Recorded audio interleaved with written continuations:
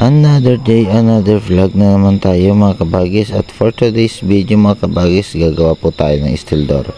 Itong steel door na ito mga kabagis, ang sukat nito ay 80 yung kanyang lapad at ang height niya naman po ay 210. So plain lang yung gagawin nating steel door mga kabagis, wala po siyang design. So halina mga kabagis, samahan niyo po ako sa paggawa ng steel door.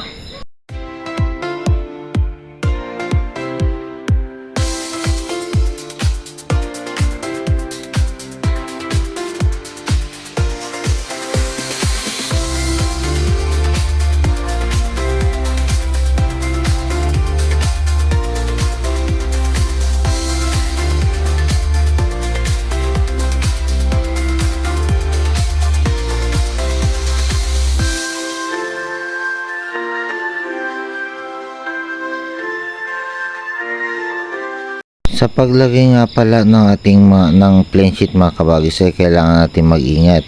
Kailangan natin lagyan niya ng suporta na brace sa gitna para hindi naman po lumubog yung ating plain sheet kung sakaling matulak man. At sa pag-welding ganun din po, kailangan medyo maingat tayo sa pag-welding para hindi naman po magkanda butas-butas yung ating plain sheet mga kabagis.